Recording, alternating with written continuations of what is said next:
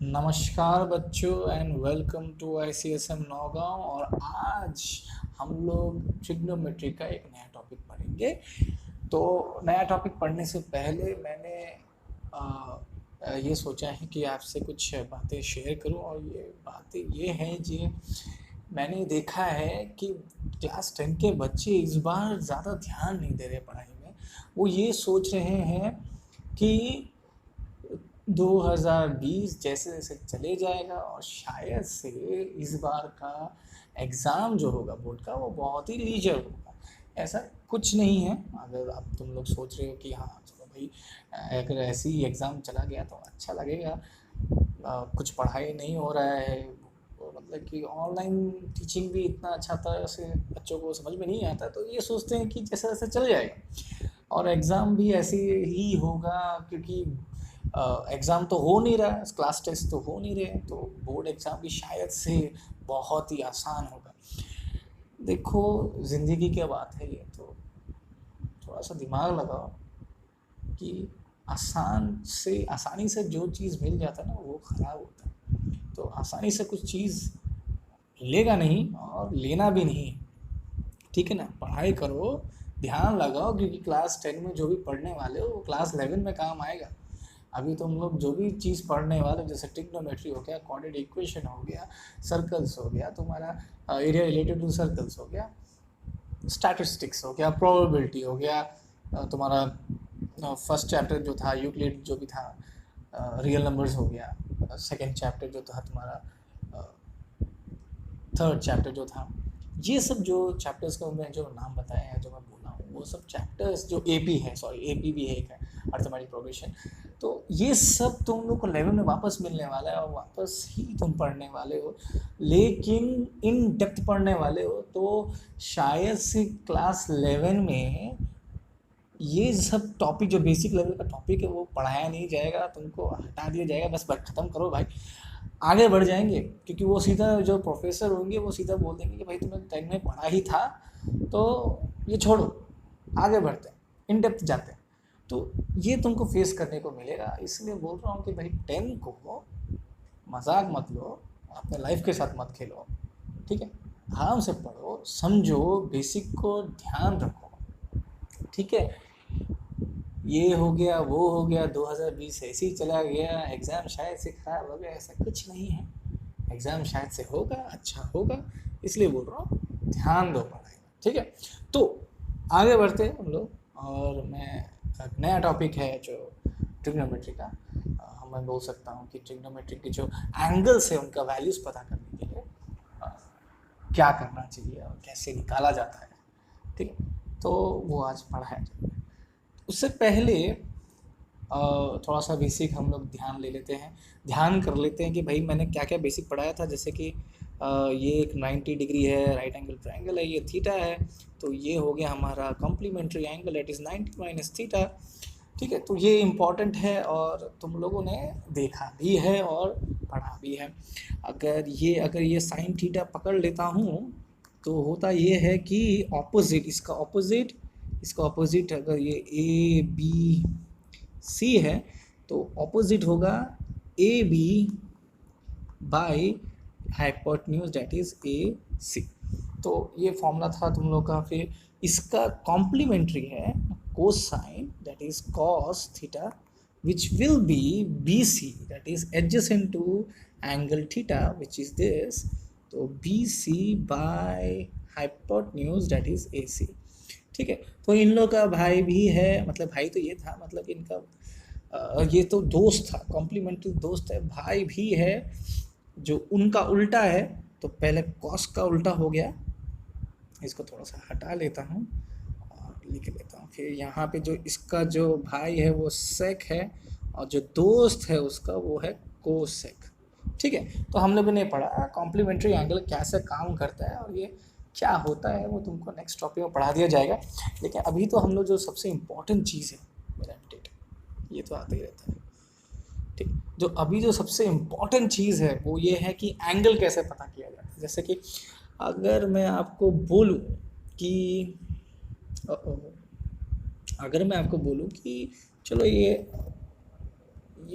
एक right angle triangle है, कुछ भी ट्राइंगल है, अगर मैं कितने एंगल में मारूँ, कितने एंगल से मारूँ, यहाँ पे हूँ मैं और यहाँ से एक एंगल से मारना चाहता हूँ, कौन सा एंगल में मारने से ये जो हाइट है, और ये मैं समझ लो कि मैं दूर हूँ, समझ लो कि 2 मीटर, कौन से एंगल से मारूंगा, तब ये 1 मीटर में जाके लगेगा, कौन से एंगल से मारने से वो 1 मीटर हाइट में लगेगा। अगर किसी ने ऐसे पूछ दिया तो थोड़ा सा गड़बड़ हो जाएगा कि हाँ कौन सा एंगल है कि जिससे कि कैसे मालूम चलेगा हमको, ठीक है। तो आर्यभट्ट ने और बड़े बड़े साइंटिस्ट थे, मैथमेटिशियन थे, उन्होंने एक तरीका निकाला कि एंगल्स पता करने के लिए, ठीक है। तो एंगल्स कैसे पता कर सकते हैं, और ट्रिग्नोमेट्रिक रेशियो में वो एंगल फिट कैसे करते हैं, और उस एंगल को अगर ट्रिग्नोमेट्रिक रेशियो में फिट कर देते हैं तो उसका वैल्यू कितना निकलता है। तो वो पता करने के लिए हमको छोटा सा एक ट्रायंगल बनाना पड़ेगा, और ट्रायंगल कुछ एक जैसे कि अभी हम लोग सिर्फ कौन से एंगल पढ़ने वाले हैं पहले वो जान लेते हैं, उसके बाद ट्रायंगल बनाना है बहुत इजी होगा। शायद से तुम लोग ही बोल दोगे कि हाँ यही ट्रायंगल बताते हैं सर, ठीक है। तो चलो मैं तुमको बता देता हूँ कि हम लोग कौन से एंगल पढ़ने वाले हैं, ठीक है। तो पहला है, सोचो कि ये ट्रायंगल उठ रहा है, तो पहले कहाँ से उठेगा, सोचो कि दोनों ही लाइन एक के ऊपर एक है, तो एंगल कितना वो फॉर्म करेगा, 0 एंगल फॉर्म करेगा, ठीक है। नेक्स्ट सोचो कि वो उठता है, तो एक 30 डिग्री पकड़ लेते हैं, ठीक है। उसके बाद एक 60 डिग्री पकड़ लेते हैं, ठीक है। तो इन दोनों के बीच में कौन सा होगा, 45 डिग्री होगा, ठीक है। और एकदम लास्ट में जो होगा वो होगा 90 डिग्री। तो जो क्लास 10 की बात कर रहा हूँ मैं, तो क्लास 10 में हम लोग सिर्फ 5 एंगल्स के बारे में ही पढ़ेंगे, वो है 0, 30 degree, 45 degree, 60 degree and 90 degree. अब तुम लोग बोल रहे हो कि सर इसके ऊपर भी होगा ना, इसके ऊपर तो होगा ही, आपने कहा था कि ट्रायंगल जो ट्रिग्नोमेट्री है वो एक सर्कल से निकला है तो पूरा 360 डिग्री होना चाहिए। अगर मैं बोलूँ कि 360 नहीं, तुम लोग निकाल पाओगे 360 से भी ज़्यादा डिग्री का वैल्यूज़, मतलब कि 720, मतलब कि 2020 जो भी है, हर एक एंगल का ट्रिग्नोमेट्री रेशियो का वैल्यू तुम निकाल सकते हो, लेकिन उसके लिए तुमको क्लास 11 तक जाना पड़ेगा, ठीक है। तो क्लास 10 तक के लिए अभी हम लोग सिर्फ ये 5 एंगल्स के बारे में पढ़ते हैं। तो 5 एंगल, तो पहले तो हम लोग 0 और 90 डिग्री के बारे में मैं छोड़ देता हूँ, मैं बाद में वो बताऊँगा क्या होता है। पहले तो हम लोग देखते हैं कि 30, 45 और 60। तो मुझे बताओ कि कौन से ट्रायंगल में तुमको 30 और 60 डिग्री, मतलब कि 30 और 60 डिग्री एक ही ट्रायंगल से निकल सकता है। 45 डिग्री के लिए कुछ अलग ट्रायंगल यूज़ करना पड़ेगा, लेकिन 30 और 60 हम लोग एक ही एंगल से निकाल देते हैं। बताओ कौन सा। तो 60 डिग्री हमारा एक ऐसा ट्रायंगल होता है जिसमें 60 डिग्री हो सकता है, वो है इक्विलैटरल ट्रायंगल। तो सोचो ये इक्विलैटरल ट्रायंगल है, तो मतलब कि हर एंगल 60 डिग्री होगा ही, हाँ या ना। लेकिन अभी मैंने कहा कि 30 और 60 दोनों ही एक साथ होता है, इट मीन्स। दूसरी बात ये भी है कि हम लोग राइट एंगल ट्रायंगल के बारे में बात कर रहे थे, यहाँ पे तो वैसा कुछ दिख नहीं रहा, राइट एंगल ट्रायंगल तो है ही नहीं। तो राइट एंगल ट्रायंगल कहाँ मिलेगा, हाँ, एक चीज़ पता है हमको, अगर मैं मीडियन बना दूँ तो वो 90 डिग्री पड़ जाता है, राइट। तो अगर वो मीडियन बनाने से और एक चीज़, मस्त चीज़ निकल रहा है, वो ये है कि ये 90 डिग्री होगा, ये 60 डिग्री होगा, ये 30 डिग्री होगा, क्योंकि मीडियन भी है तो एंगल भी वो इक्वली डिवाइड करेगा, दैट इज 60 को इक्वली डिवाइड करेंगे तो 30 और 30 डिग्री होता है। तो हमको ये वाला ट्रायंगल से दोनों एंगल भी मिल गया और 90 डिग्री मिल गया। तो हम लोग एक काम करते हैं, उस ट्रायंगल को हम लोग बाहर निकाल लेते हैं और कुछ ऐसा बना, 90 डिग्री हो गया, ये 60 डिग्री हो गया और ये 30 डिग्री हो गया। वाह, लेकिन ये तो ठीक ही है, कॉम्प्लीमेंट्री एंगल्स है, अब क्या कर सकते हैं, और कुछ तो है नहीं, कोई वैल्यू तो दिख नहीं रहा है यहाँ पे। चलो ठीक है, वापस हम लोग उसी ट्रायंगल में जाते हैं, उस इक्विलेटरल ट्रायंगल में जाते हैं और सोचते हैं कि अगर मैं इसको अगर मैं इसको अगर मैं इसको 1 यूनिट पकड़ लूँ, क्योंकि हमेशा हम लोग 1 यूनिट पकड़ते हैं, तो अगर मैं इसको आधे में काट दूंगा तो ये हाफ यूनिट हो जाएगा, है ना। हाफ यूनिट सुनने में गंदा लग रहा है, इसलिए मैं काम करता हूँ इसको 2 यूनिट पकड़ लेता हूँ ताकि 1 यूनिट हो जाएगा, ठीक है ना। समझ में नहीं आया तो वीडियो वापस सुन लेना, ठीक है। वीडियो को छोटा रखने के लिए मैं एक ही बार में पढ़ा रहा हूँ, समझ जाओ, ठीक है। फिर से समझा देता यार, क्या, ठीक है। तो अगर मैं इसको 1 पकड़ूंगा, तो मतलब कि हर साइड को 1 यूनिट पकड़ूंगा, तो अगर मैं मीडियन निकालूंगा तो मतलब कि ये साइड को डिवाइड करेगा इक्वली, तो हाफ हो जाएगा। अब मुझे हाफ मुझे पसंद नहीं आ रहा, इसलिए मैं 2 पकड़ूंगा, 2 यूनिट पकड़ूंगा, तो ये हाफ करूंगा तो 1 हो जाएगा, ठीक है ना। तो मैं इसी तरह से अगर इसको देखूँ तो ये होगा 2, हाँ है ना, और ये होगा 1, अच्छा ठीक है। और इसके वैल्यू हमको नहीं पता, इसका वैल्यू एकदम ग्रेट पाइथागोरस थ्योरम से निकाल सकते हैं। तो पाइथागोरस थ्योरम ये बोलता है कि 2 square will be equal to, that is hypotenuse का square equal to sum of the square of the both side, that is 1 square, और इसको x स्क्वायर पकड़ लेते हैं। तो ये हो गया 4, ये हो गया 1 प्लस एक्स स्क्वायर, तो x square equal to 4 minus 1, that is x equal to √3, ठीक है, √3। तो रुकिए, तो हमको √3 मिल चुका है इसका वैल्यू, डैट मीन्स ये √3 हो चुका है। अभी हमको हर एक साइड का वैल्यू मिल चुका है। हर एक साइड का वैल्यू है, देखो जैसे कि हाइपोटेन्यूज हमको √2 मिल चुका है, और क्या बोलते हैं उसको, बेस हमको 1 मिल चुका है, और ऑपोजिट अगर 60 डिग्री का ऑपोजिट देखा जाए दैट इज √3 निकल चुका है। तो हमको ये 3 चीज़ मिल चुके हैं। तो अभी हम लोग एक काम करते हैं, इस वैल्यू में पुट करने की कोशिश करते हैं, ठीक है, मतलब कि इस वैल्यू में पुट करने की कोशिश करते हैं। तो एक काम करता हूँ, मैं इसको ऐसे रखता हूँ, ठीक है, इसको छोटा अलग सा बना लेता हूँ, अलग सा बना के अच्छी तरह से हम लोग देखते हैं। तो हमको क्या क्या मिला, जैसे कि ये ट्रायंगल मिला, ये 60 डिग्री मिला हमको, ये 30 डिग्री मिला, ये 90 डिग्री मिला, और ये 2 था, ये 1 था, एंड ये √3 था, ठीक है। तो अगर मैं साइन थीटा की बात करता हूँ, साइन थीटा की बात करता हूँ, और थीटा का वैल्यू मैं 30 और 60 डिग्री पकड़ लेता हूँ, ठीक है, यहाँ लिख देता भाई, हाँ। तो ठीक, तो साइन 30 क्या होगा, साइन 30 ऊपर से देखना पड़ेगा हमको, ऊपर से यहाँ से देखना पड़ेगा। तो क्या होगा, opposite is this side, that is 1 by hypotenuse 2, ठीक है। तो हमको साइन 30 का जो वैल्यू है वो हाफ निकला, साइन 30 का जो वैल्यू है वो हाफ निकला, ठीक है। नेक्स्ट हम साइन 60 देखते हैं। साइन 60 क्या होगा, फिर से opposite, that is √3 by and hypotenuse is 2, that is sin 60 is √3/2। अब देखो, बहुत मैंने देखा है बच्चों को कि एग्ज़ाम के टाइम में वो जाते हैं, और मैंने बहुत सारा जब करेक्शन करता हूँ मैंने, तो बोर्ड का पेपर जब करेक्शन किया हूँ मैंने एक चीज़ मैंने पक्का देखा है कि बच्चे लोग पेपर खोलते हैं, स्टार्टिंग पेज में तुम्हारा टेक्स्ट बुक में एक टैली है, एंगल्स का टैली है, वो टैली को याद करते हैं, और वहाँ पे जाके वो रट्टा वो फेंक देते हैं, छोड़ देते हैं। ताकि एक चीज़ मैं तुम लोगों को बोलूँगा, सिर्फ 2 ही क्वेश्चन आएगा इससे रिलेटेड, एक है एप्लीकेशन ऑफ ट्रिग्नोमेट्री, और एक क्वेश्चन आएगा नॉर्मल इसके रिलेटेड।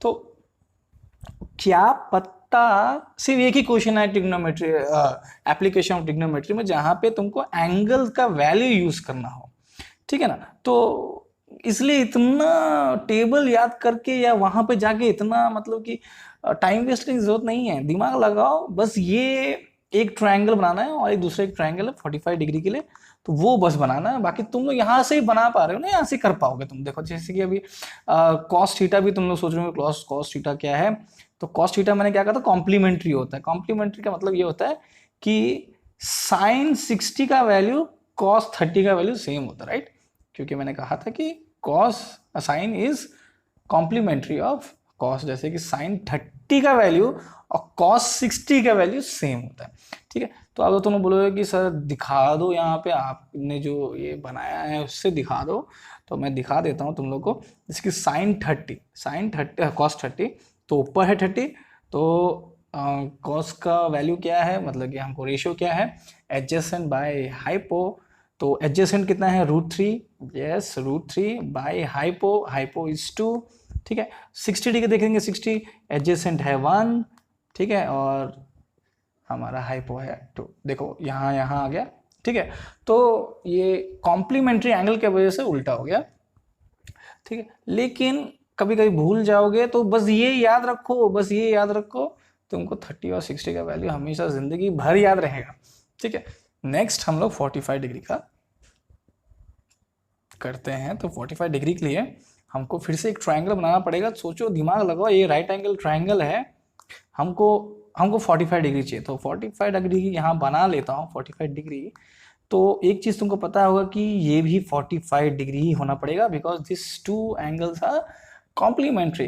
तो अगर एक 45 है तो दूसरा भी 45 ही होगा। अगर 45 है तो यहाँ पे एक बात कैच करने का है कि opposite angles are equal, therefore opposite sides will be equal, which is a isosceles triangle।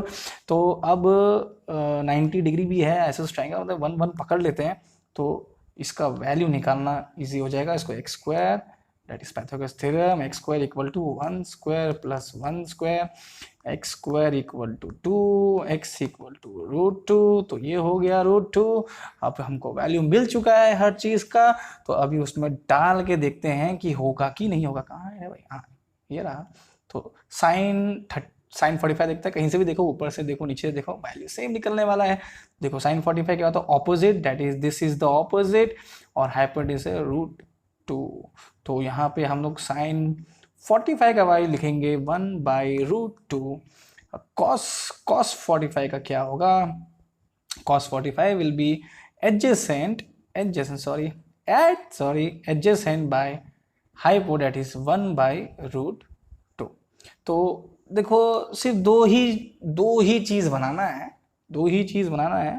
कहीं भी जाओगे बोर्ड एग्जाम में, तुमको लगता है कि पूरा एक टेबल बनाने से अच्छा है कि भाई वहां जाओ, 2 ट्रायंगल बना दो ऐसा, ठीक है। यहाँ पे 2 दे दो, यहाँ पे √3 दे दो, यहाँ पे 1 दे दो, यहाँ पे 1, यहाँ पे 1, यहाँ पे √2 दे दो, यहाँ 30 दे दो, यहाँ 60 दे दो, और यहाँ 45 दे दो। बस जिंदगी का हर प्रॉब्लम सॉल्व, ठीक है। तो ये मेरा लुकआउट है भाई, तुम लोग अपना सोच सकते हो कुछ अलग। तुमको लगता है कि वो टेबल याद करना बहुत इजी है, तो वो तुम्हारी मर्जी है भाई, लेकिन मेरा काम है कि तुम लोग को सही रास्ता दिखाना, ताकि ज़िंदगी भर में याद रहे, ज़िंदगी चीज़ हर चीज़ याद रहे। तो इसमें tan का भी निकाल सकते हो, tan विल बी, इसमें से ढूंढ के भी निकाल सकते हो। tan क्या होगा, tan will be opposite by adjacent, that is 1/1। तुम यहाँ पे लिख सकते हो tan 45 विल बी 1, ठीक है। तुम यहाँ पे tan का वैल्यूज भी लिख सकते हो, ठीक है। सबसे इंपॉर्टेंट चीज हो गया, पहले तो ये याद रख लो, इसमें से अभी कोई भी वैल्यूज हम लोग इसमें से बात करेंगे, ठीक है। यही 2 ट्रायंगल से हम लोग कोई भी चीज निकाल सकते हैं, तो निकाल देंगे। बस तुमको याद रखना पड़ेगा कि उसका रेशियोज क्या है।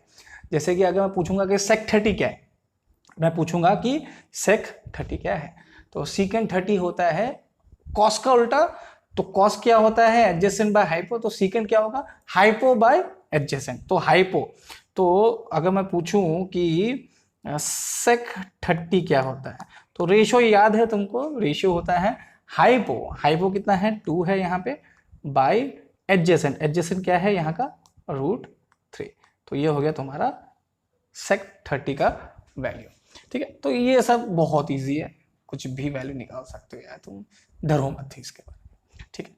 तो बस ये 2 ट्रायंगल्स को याद रखो, ये 2 ट्रायंगल्स ही तुम्हारा बेड़ा पार कर देंगे, ठीक है। अब नेक्स्ट आता है यहाँ पे 0 और 90 डिग्री का। तो 0 और 90 डिग्री के लिए तुमको कुछ सोचना पड़ेगा। क्या सोचना पड़ेगा, या तो याद कर सकते हो, या तो मैं बता सकता हूं कि sine 0 will be, sine 0 will be 0, ठीक है, और साइन 90 विल बी 1। तो उसी का ही उल्टा, अगर मैं कॉम्प्लीमेंट्री मैंने कहा था उल्टा, तो cos 0 विल बी 1 और cos 90 विल बी 0। अगर इसी तरह से पूछा जाए कि tan 0 क्या होता है, तो sin 0 by cos 0 that is 0 by 1 that will be 0, कि 0 by 1 विल बी 0। ठीक है, अगर पूछा गया कि tan 90 क्या होता है, that will be 1 by 0 which will be undefined. Undefine होता है क्योंकि कोई भी चीज को अगर 0 से मैं डिवाइड करता हूँ तो वो अनडिफाइन हो जाता है। तो क्यों होता है उसके लिए मैं एक अलग सा वीडियो बना सकता हूँ। 1/0 कोई भी चीज को अगर मैं 0 से डिवाइड करता हूँ तो वो अनडिफाइंड क्यों हो जाता है। तो मैं क्लास 7 का एक क्लास करा रहा हूँ इंटीजर, उसमें मैं पढ़ाऊंगा कि 0 से अगर मैं डिवाइड करता हूँ कोई भी चीज को वो अनडिफाइंड क्यों होता है। तो वो उस वीडियो के लिए वेट करो। तो यहाँ तक तो ठीक है, अच्छा लगा मुझे। ठीक है, तो बस दो ही हमको चीज याद रखना है, वो दो ट्राइंगल्स, ये दो ट्राइंगल्स हमको याद रखना है, और कोई भी सम इससे रिलेटेड हम लोग कर पाएंगे। तो इसमें से मैं तुमको कहा था कि दो ही क्वेश्चन आते हैं बोर्ड में, एक शायद से रेगुलर इस टाइप का क्वेश्चन आ जाएगा, रेगुलर शायद से आएगा, वो भी आएगा भी तो 1 मार्क का मल्टीपल चॉइस क्वेश्चन आएगा, शायद से बोल रहा हूँ। ठीक है, और आ भी सकता है, भगवान करे आ जाए, क्योंकि मैंने बोल दिया है तो आ भी जाए। और एक क्वेश्चन तो पक्का है, वो है एप्लीकेशन ऑफ ट्रिग्नोमेट्री में, और उसमें तो पक्का ही रहेगा, उसमें tan 60 45 डिग्री रहता ही रहता है।